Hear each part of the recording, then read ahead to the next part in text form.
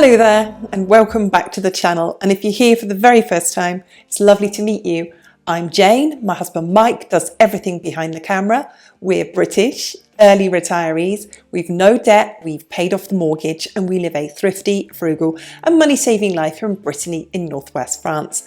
Every Wednesday we invite you into to our home for a midweek money chat, and this week we're going to have a chat about frugal financial literacy.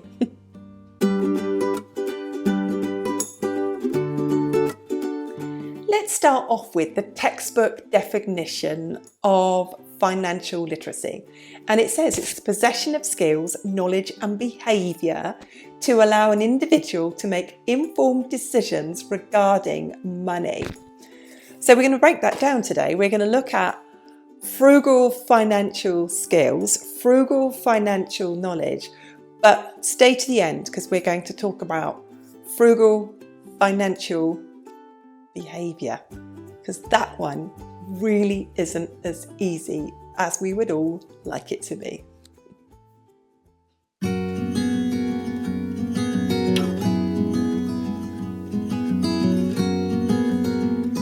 Now, when we look at the classic financial skills, most of them are to do with earning money, how you bank, how you invest, how you save, and how you budget.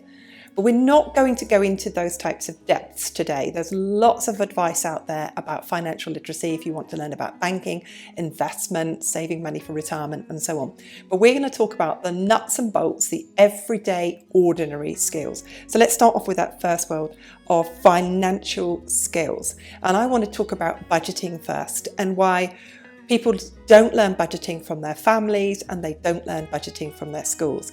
And there's a lot of it is around how everybody does it differently. So you might have watched your family budget in a certain way. If you grew up in a family like I did, where there wasn't enough money, where you saw your family doing extraordinary things with very little money, and it was amazing that the bills were always paid and the roof was always over our head, the lights were always on and we were always fed, in spite of adversity. And lots of the time when you are in that situation, the words that you hear a lot of the time are all about the lack of money, or we're doing the best we can, and they're all about, there is only just enough money. And I know my parents ran a budget, and I also knew from that budget there wasn't anything left. And that's for a lot of people these days as well as in the past. And there may have been circumstances where people might have had a different set of circumstances with a budget. They may have heard phrases like, that isn't in our budget at the moment. I know you want a new bike, but we as a family will have to budget for that and save for that. And you will have heard different things. You would have seen people budget in different ways. You may have been in a family who used debt, and that isn't a criticism. They use debt. It's an empty statement. There's no attachment to that at all. You might have seen your family use savings. Again, there's no emotion attached to that. It's an empty statement. You might have seen them use debt. You might have seen them use savings. That's all I'm saying. So those are skills you may or may not have picked up along the way. And coming back to those skills, we share them here on the channel all the time. The skills of being a budgeter, setting a budget every single month, writing a budget. A budget, as far as I'm concerned, and other people are concerned, isn't a budget if it isn't written down. And a budget is unique to every single month. I don't care if you use an app, a notebook, a budgeting book, or spreadsheets. Those of us out there who really call ourselves frugal and we've got financial skills, we budget. And I know many of you really do take your budget very, very seriously. But then there's the skills beyond that, aren't there? There's the skills of getting the best deal. There's the skills of shopping around. There's the skills of waiting. We'll be talking more about that when we talk about behaviour too. And there's all those skills too about making do and mending. All of those are frugal financial skills. If I've left any out, put them in the description box below. Sorry, leave them in a comment below, because you can't write in the description box. Leave them in a comment below, because I know we all love to read the comments.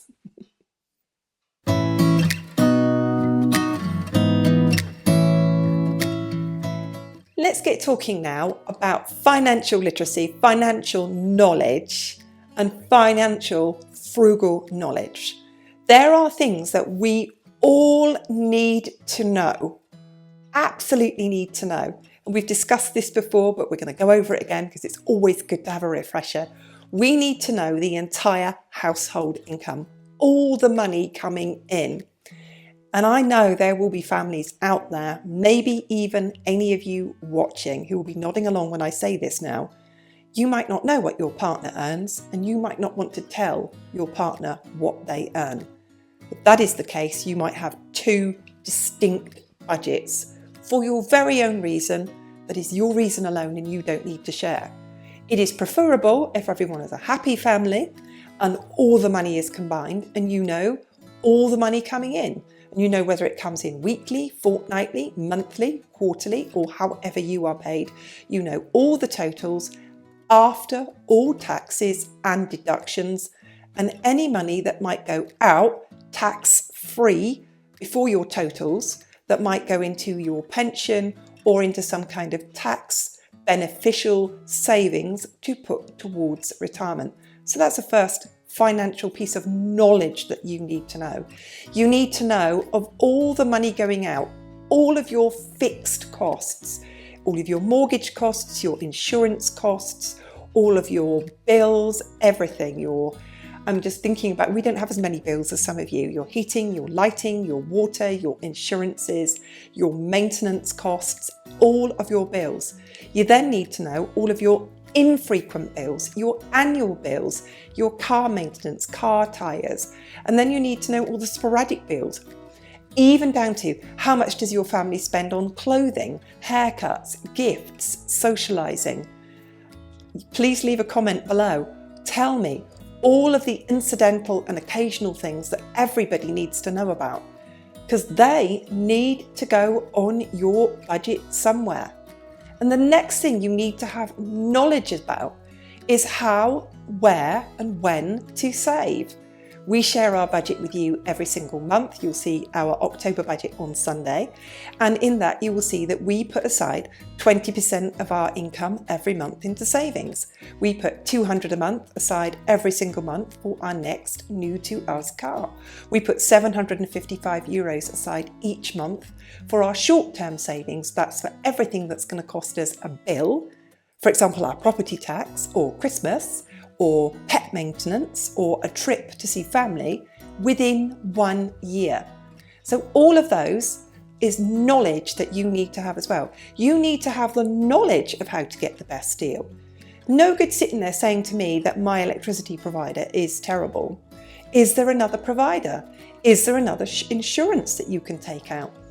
Can you shop around for health insurance, dental insurance, optical insurance? Can you shop around to get a better price for food? Those are skills that we need to have, and knowledge, very importantly, that we need to have. Skills and knowledge. You need to know where you can get the best deals and the best prices, and you need to make it your business to do that. That's financial literacy. You're always learning, you're always trying to improve on that knowledge and pay the best price, doesn't matter what it is, and get the best value for money. So let's go on to the big one. Let's talk about behaviour.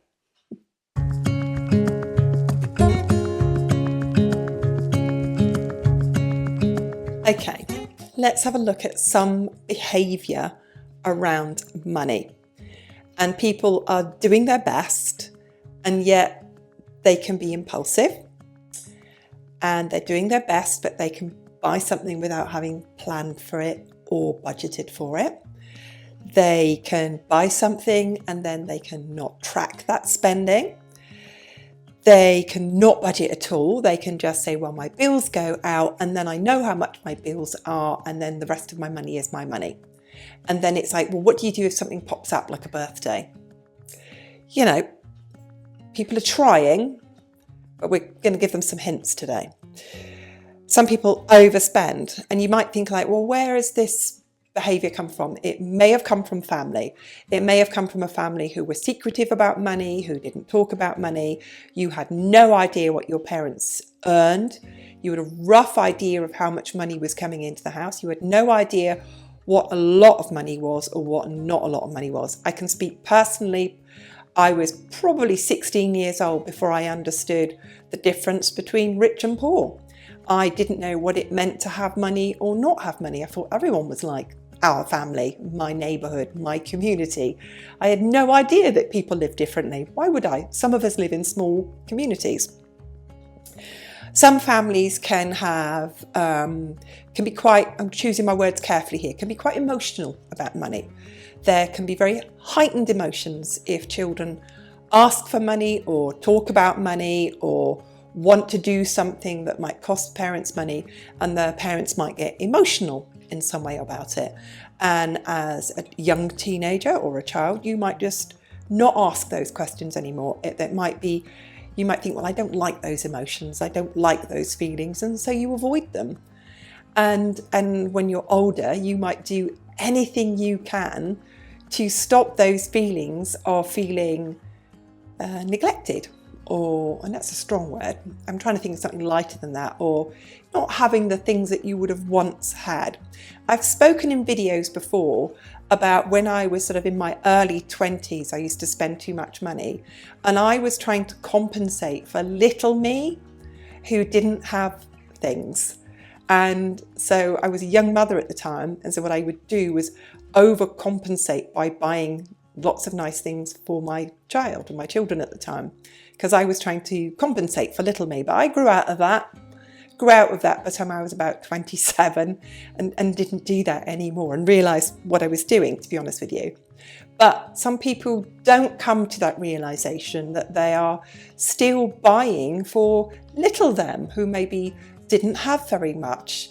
They may have been in a relationship where there may have been emotions that were not good about money, where one person controlled the money, and when they got out of that relationship, they might start spending money as feeling that I had all those years where I was controlled, and now I feel this is a kind of freedom. So there is so many behaviour around money that it's not as easy as you'd think. You say to them, why can't people just get a grip, write a budget, live beneath their means, and be thrifty and be frugal?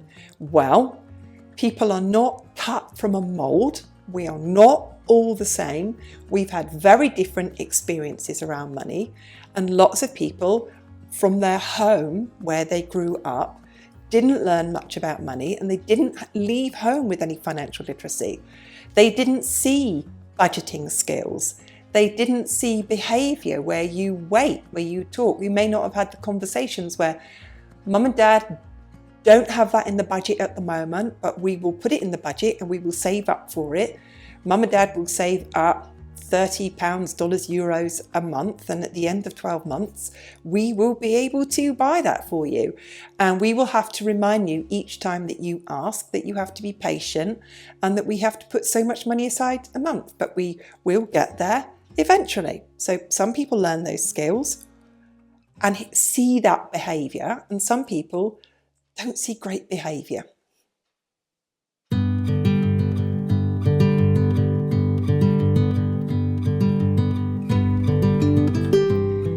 As I say to you in so many videos, I do like to be reflective, and this is where I'm going to tie those three things up: of skills, of knowledge, of behaviours.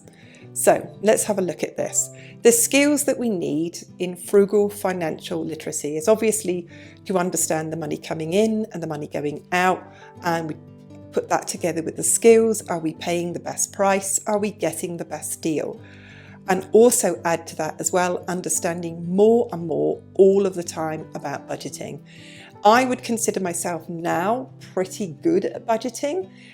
I would say I've really improved over the last 10 years. Prior to that, we used to think at the end of the month, well, some months we've got more money left than other months. And I'm sure that might ring true to many of you watching this now. Some months there's more money left at the end of the month than other months. And we then learned, late, but we learned to save first, to put a percentage away first. It was quite easy to do after we became debt free, because then we could put the money that we used previously to pay off debt to put into savings. We built an emergency fund first, we grew our emergency fund, and then we started seriously saving and putting in place, once we got that into place, our sinking funds. What we call sinking funds are short-term savings funds. So those are skills that you can build along the term. But this is the bit I really want to share with you, where we really got a grip on all the behaviour around money, was to think this, that savings were a bill. Money into our savings account for a new to us car in the future was a bill. Money going into a short-term saving, sinking funds, call it what you will, was a bill. It wasn't our money. It was money for us in the future. It's not money for now, it is for us in the future. And when we did that at the beginning of every month, and then laid out all the money for the month, giving every penny a job for the month, when it came down to it, our discretionary spending is around $250 to $150 a month. So how much money have we got spare in a month? It's on average €150 a month. So now we know exactly how much money is left at the end of every month, and we know that figure on the first of every single month. And the next thing that massively made a difference to our behaviour around money was tracking absolutely everything. So we have short-term savings funds. We have one in one account, but then we keep those individually broken down on paper in the back of our budget book. And one will say pets and pet grooming, and next page will say pets, vets, the next one will say Jane's clothes, Mike's clothes, and so on, all the things that we have budgeted for. And we track the money in and the money out. I keep a paper clip on each page with all of the receipts that are for that category. And every single month I track everything. So if I allow €80 for car fuel and we only spend 75 on car fuel, that carries over, that 5 goes into our discretionary fund for the next month. It goes over. It becomes a kind of float. I think that's a word that British people use, or a buffer in our current account. I like to keep about €1,000 spare in our current account and build that over the year. And when I get to the end of the year, I like to move that extra 1,000 that we've kept as a buffer from no spend days, no spend months over the year, and any little extra bits and pieces that we didn't spend over the year. I like to we don't always make it, may I add, to 1,000, but thereabouts. It's somewhere between 800 and 1,000 by the end of the year. And we like to move that over into our long-term savings. So it's a bit of a personal challenge. So we put our savings out first. That's very frugal financial literacy. Pay ourselves first. Secondly, that's not our money. That's the future Jane and Mike's money. And it's not our money. It's money for the car. It's money for the taxis. It's money for the pets. It's money for clothes. It's not our money. It's got a job to do. It's just got a job to do in the future. And then tracking every single penny that we spend. Every time I go to the supermarket, I get a receipt, I record it in our budget book. Those two pieces of behaviour that we repeat every month, every day, every time, that you just lay down as a habit and a habit and a habit and a habit and a habit, has really, really built our frugal financial literacy.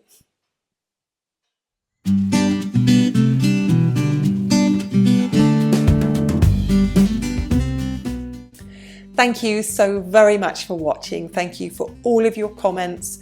If you've enjoyed the video today, go on, hit that thumbs up button. And most importantly, we love to hear from you.